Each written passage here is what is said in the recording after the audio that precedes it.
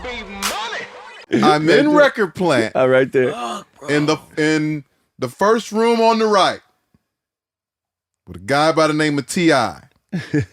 He's working on some music. I'm in there with him. We actually told working. me this story after you heard it. I remember this. We actually working on. We have an artist we're working on together at the time. Okay. We had a little partnership we're doing, and so we just in the studio kicking it. And somebody walks in and says, "Hey, I need you to get to this Robin record." He's like, okay, all right, dial it up, pull it up. He said, "This is the record. We think it's gonna be a big record. We need you on it. He's got to have you on it." And he's like, "All right, play it." Played that record. T.I. says, "Turn the mic on." I love it. Goes in the booth, listens to it maybe one more time, and does that entire rap from top to bottom. No, he does not. Absolutely. T.I., shout out. I watched him. The genius T.I. I watched him do it. I was like, no way. I'd never seen him in studio before. What a moment. I didn't know that. That's amazing. Top to bottom, didn't write nothing.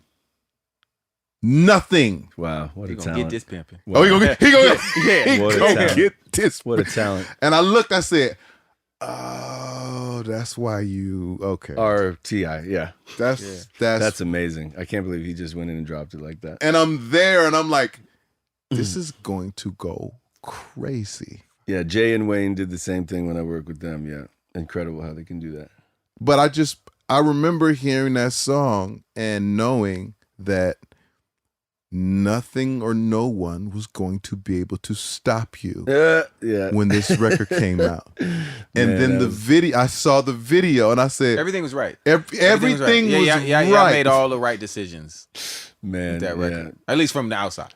I remember Jimmy Iovine called me as soon as he saw the video. He calls me at 7:30 a.m. and goes, "Robin, this is going to be the biggest record of your life. This is going to be #1 all around the world. This is incredible. I love this record. I love this video. This is the best thing you've ever done. It's going to be huge. I'm going to make sure of it." And I remember, and now it's not just on the radio. It's not just, I remember being in arenas with you, watching every night this song shake the fucking arena. Wow. Not a couple nights. Those were times. Every night. Every night. Those were times, Every night. man. Every night. That's tempo records are tough for soulful guys anyway. Already. Yeah. But that's something different. Man, that's the brilliance of Pharrell, man. Pharrell's the most talented person I've ever been in a room with, He's Please give us the he's- story behind he's- this song. Well, we had 3 days in the studio. We did 3 records, 1 record a day. Blurred Lines was on the 3rd day. My dad actually came by the studio just to say hi, but he happened to be there the night Blurred Lines was made. And it was the kind of song like, people were hearing it from the other studios and the lady at the front desk and the manager of the studio and everybody just kind of started putting their head in, you know what I mean, and wanting to hear it. And as we were adding those last little ad libs or whatever, but we're playing it loud, we're figuring out what the little pieces that are missing. But from the start, the next thing I know, the whole room is dancing, and it was just that kind of, and people just couldn't stop coming in from outside to hear the record. Here's a and question. there were like there was a crew of other rappers that Pharrell was working with. I can't recall right now, but they all wanted to come in and hear it, and that's when we kind of knew like we had something. Here's a question. As a vocalist, right?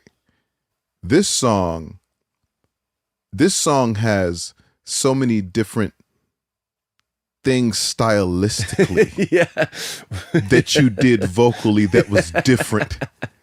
Was that Pharrell saying, "No, do it like this," or was that you just in character saying, "I feel like this right now, like this is where"? I think by then I had already learned a lot from Pharrell, and like when we did "Wanna Love You Girl," he was like, "Make it sound a little more British. Wanna love you, girl. Wanna love you, girl." So I did it a little more British because he wanted it to sound different. You know what I mean? But by then, him and I, it was our 3rd day together, which is very rare to get 3 days in a row with Pharrell anyway. Yeah. And by the 3rd day, the flow was just so pure. He would say, "Hey, hey, hey," and go like that, and I would go, "Hey, hey, hey," you know what I mean? And then it was, okay, and these things, okay, so he would, yeah. You was out there, Yeah, bro. yeah.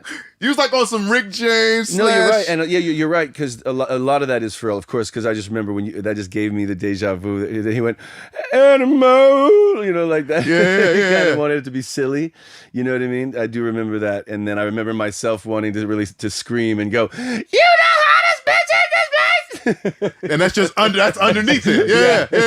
Yeah. So we had a lot of fun with those vocals. Hey, hey, hey, you know what I mean? Like that kind of stuff. There's a lot of that stuff That you wouldn't normally do. Yeah, because I think the record just opened itself for being really silly and playful, where a lot of times with being an R&B soul singer, you trying to emotion. Yeah. But that song has a lot of humor in it, and that's why I think it's just so much fun to listen to, because it's sexy, it's funny, and it's got humor in it. First of all, I want to say that Pharrell owes me a studio session.